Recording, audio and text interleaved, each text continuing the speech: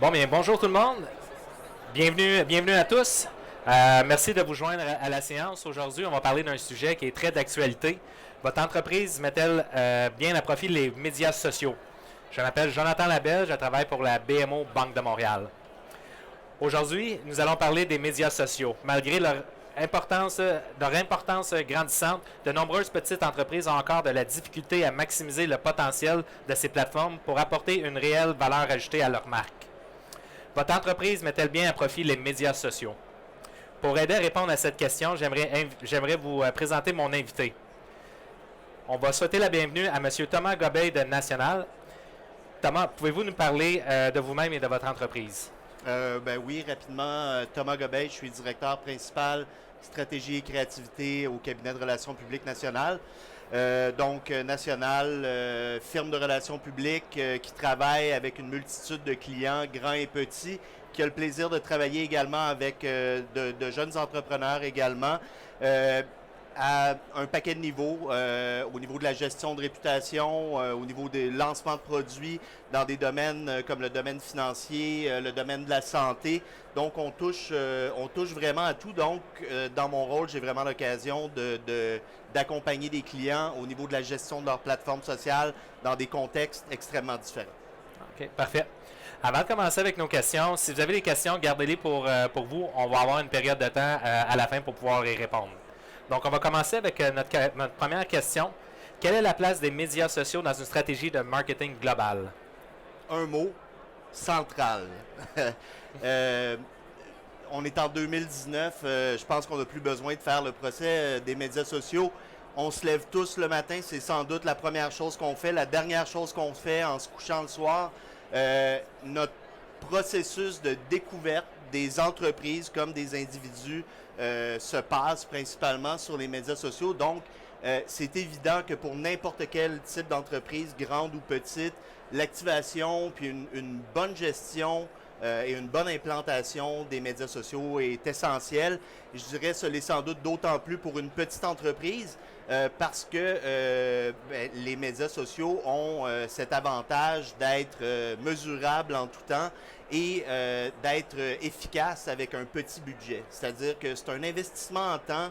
Oui, puis on aura sans doute l'occasion d'en parler. Il y a des besoins d'amplification, il y a des petits budgets publicitaires qui doivent supporter vos initiatives, mais je dirais que le rôle est essentiel. C'est un mode de communication bidirectionnel qui vous permet de prendre le pouls de votre clientèle également.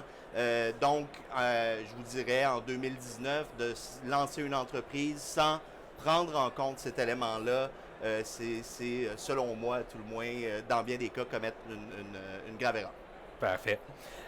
Comment les entreprises devraient-elles évaluer la réussite de leur effort de marketing sur les réseaux sociaux? Ah, ça, c'est une bonne question. C'est un peu comme dire combien coûte une maison. C'est vraiment du cas par cas.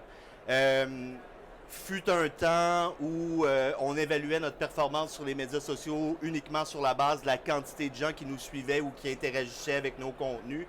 Je vous dirais, c'est plus le cas. Malheureusement, il n'y a pas de réponse unique à cette question-là. Ce que j'aurais à dire sur le sujet, c'est que votre stratégie de mesure de performance doit être directement en lien avec votre plan d'affaires et votre plan de communication.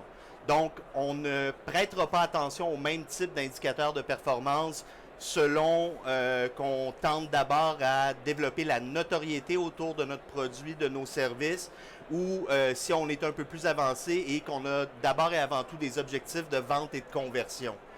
Dans une optique où on veut établir la notoriété d'une entreprise, évidemment qu'on va prêter peut-être un peu plus attention à la portée de nos messages, donc la quantité de gens qu'on est en mesure de rejoindre. Est-ce qu'on rejoint également les bonnes audiences, donc les gens qui sont susceptibles d'acheter nos produits ou nos services? Par contre, si on est dans un effort de vente ou de conversion, par exemple, je veux que des gens s'inscrivent à mon infolette mensuelle, évidemment qu'on ne regardera pas nécessairement les mêmes indicateurs. C'est pas tant le volume qui va nous intéresser, mais cette mesure de conversion fine. Donc, en fonction des efforts qui sont déployés sur mes plateformes sociales, qu'est-ce qui se passe en bout de la ligne et est-ce que je suis vraiment capable d'aller chercher le sign-up que je veux avoir pour mon infolette? Donc, ce que je vous dirais, c'est quand vous commencez à penser en termes d'indicateurs de performance, ayez toujours en tête la question centrale, qu'est-ce que je cherche à accomplir? Et c'est ça qui devrait guider la mise en place et l'identification des bons indicateurs. Parfait. Justement, par rapport à votre réponse, on sait qu'il existe énormément de plateformes de réseaux sociaux. Comment bien choisir la plateforme puis d'être présente sur cette plateforme? C'est une très bonne question. Souvent, on a le réflexe de se dire, ben, les gens que je cherche à rejoindre sont un peu partout, puis dépendamment du contexte, ils vont être sur Twitter, ils vont être sur LinkedIn, ils vont être sur Instagram. La réponse pour de jeunes entrepreneurs ou de jeunes entreprises, c'est d'abord d'activer ce que vous êtes en mesure de gérer. Mettre en place une plateforme sociale, c'est ouvrir les portes de votre salle à manger. Donc, s'il n'y a rien à manger, les gens ne seront pas très, très heureux. Donc, à partir du moment où on active une plateforme, il faut s'assurer qu'on est capable de l'alimenter, donc de produire les contenus. Faut s'assurer qu'on a les moyens financiers et en temps de la soutenir. Et il faut s'assurer aussi, je l'ai mentionné tantôt, c'est une communication bidirectionnelle, il faut s'assurer qu'on a le temps de les gérer. Donc, oui, si vous générez des contenus qui ont une forte portée, qu'on vous pose des questions sur vos produits, sur vos services, et que ça vous prend 1 semaine, 2 semaines avant de répondre, vous n'êtes pas plus avancé. Donc, si on prend la réponse précédente où on va établir les indicateurs en fonction du plan d'affaires ou des objectifs de communication, on va identifier les plateformes en fonction d'où se trouve notre audience. Exemple, si vous lancez une nouvelle gamme de produits cosmétiques, LinkedIn n'est pas nécessairement la plateforme de choix pour vous lancer. Ce qui ne veut pourtant pas dire que LinkedIn devrait être complètement ignoré.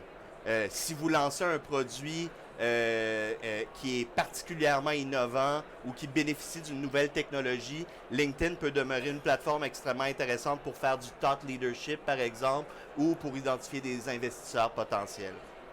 Parfait. Vous en avez parlé un petit peu, mais quelles sont les erreurs courantes que les petites entreprises peuvent faire au chapitre du marketing sur les réseaux sociaux?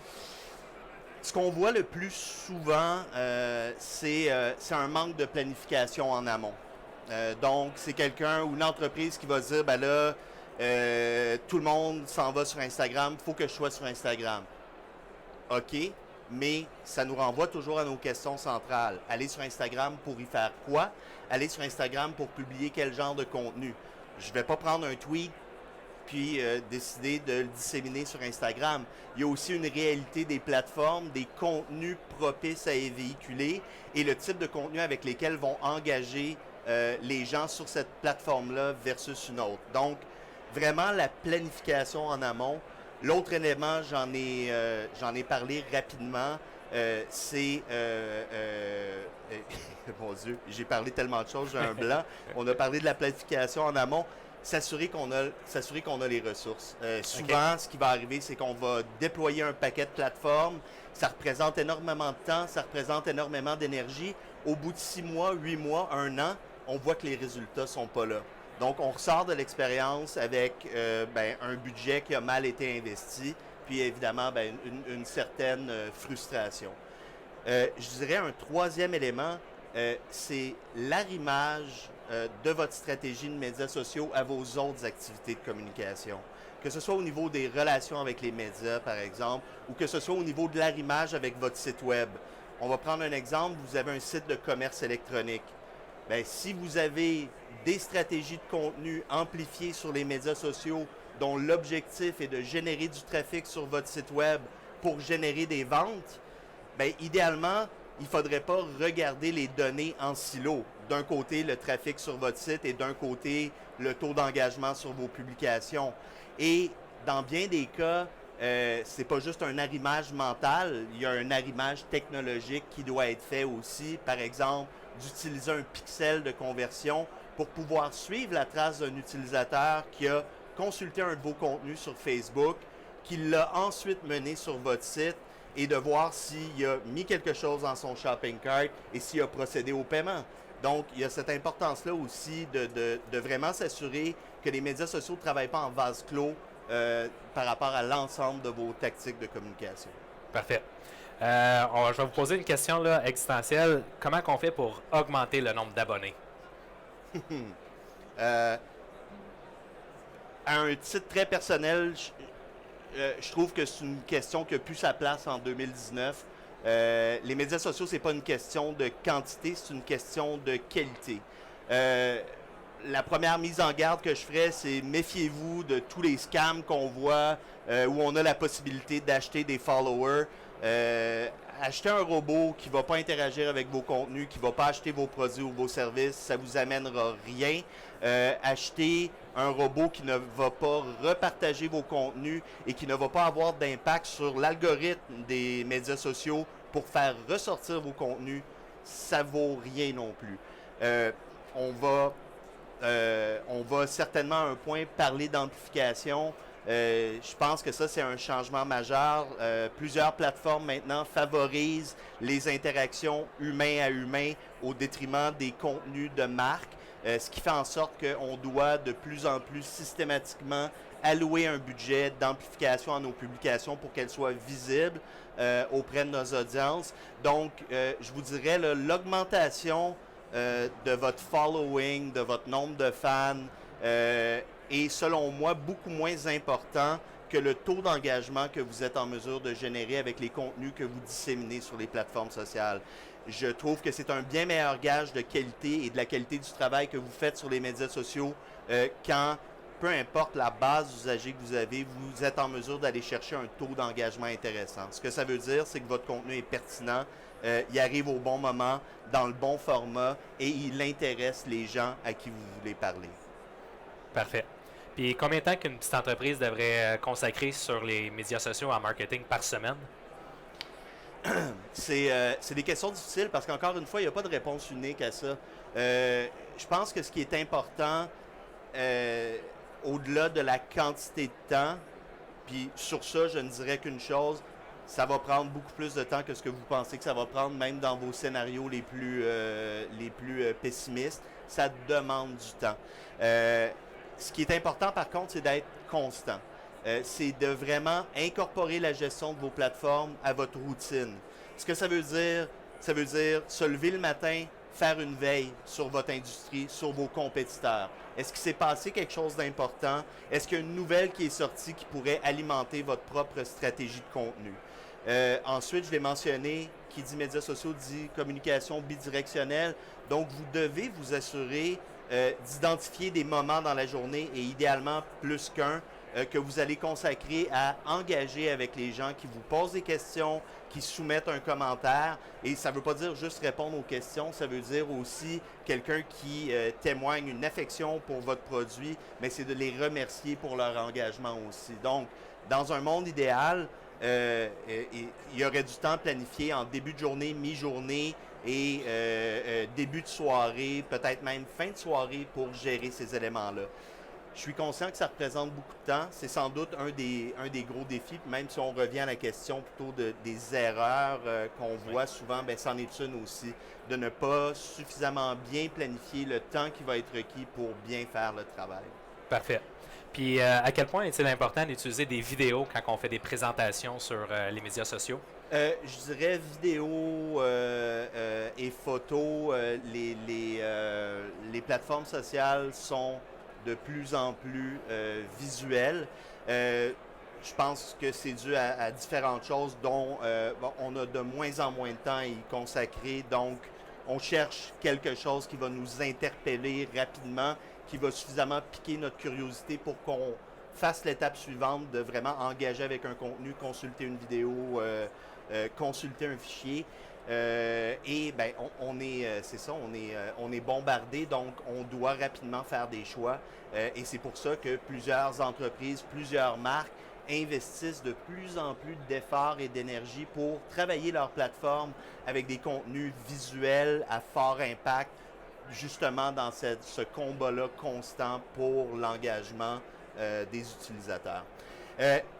Ça a un impact majeur sur le temps que vous allez devoir y consacrer. Ça a eu au fil des ans un impact majeur sur la composition des équipes de gestion de communauté. Ce qu'on va voir maintenant beaucoup dans les entreprises, c'est des ressources qui sont vraiment polyvalentes, qui ont à la fois une bonne plume, un bon réflexe au niveau de la stratégie de contenu, mais qui vont avoir également des aptitudes de base comme vidéaste ou au niveau de tout ce qui est manipulation d'images. Pour une jeune entreprise, il y a évidemment des raccourcis qu'on peut prendre. Il y a des banques d'images, mais je vous dirais, plus votre contenu est original, plus il y a de chances de générer des réactions. On a tous vu les mêmes photos des deux hommes d'affaires qui se serrent la main dans une salle de conférence. Si vous travaillez uniquement avec de l'imagerie stock ou de la vidéo stock, ben c'est sûr que ça impacte aussi l'efficacité de votre stratégie. Mais ce que ça veut dire, peut-être aussi pour une jeune entreprise, c'est que vous ne serez pas nécessairement en mesure de tout faire vous-même. Donc, de regarder quel genre d'aide vous pouvez vous adjoindre, que ce soit des stagiaires pendant des courtes périodes qui peuvent vous aider à prendre un peu d'avance sur votre calendrier éditorial, qui peuvent prendre un peu d'avance pour préparer des visuels moteurs qui peuvent accompagner vos contenus et vos publications. Mais c'est certain que c'est une tendance lourde, pas nécessairement sur l'ensemble des plateformes, mais je vous dirais même sur LinkedIn, je veux dire, c'est rare maintenant de voir une publication qui ne va pas être accompagnée d'un visuel moteur pour justement chercher à se distinguer un peu dans notre fil d'actualité, puis aller chercher notre attention. Parfait. Vous avez parlé de générer des réactions. Qu'est-ce qu'on fait quand c'est des commentaires négatifs qu'on reçoit? Quand on a un commentaire négatif, on ferme tout. On ferme l'ordinateur, on le brûle, on se déconnecte. Non. Si vous avez une peur bleue des commentaires négatifs ou des commentaires désobligeants à l'égard de votre entreprise, je vous avertis, il n'y a pas de forte chance que vous ayez de la peine. Vous allez avoir de la peine. Il y a des gens qui ne seront pas d'accord avec ce que vous allez faire, qui ne seront pas d'accord avec votre produit, avec votre service, qui ne seront pas d'accord avec la façon dont vous le produisez, qui ne seront pas d'accord avec la façon dont vous le communiquez, qui ne seront pas d'accord avec votre service clientèle. Donc, c'est une réalité avec laquelle on doit composer. Ce n'est pas la question de savoir est-ce que ça va arriver ou non. La réponse, c'est ça va arriver. Maintenant, la bonne nouvelle, c'est comme on sait que ça va arriver, on se prépare en conséquence. Une chose qu'il ne faut jamais oublier, c'est qu'un commentaire négatif, c'est d'abord et avant tout du feedback. Du feedback, c'est une opportunité.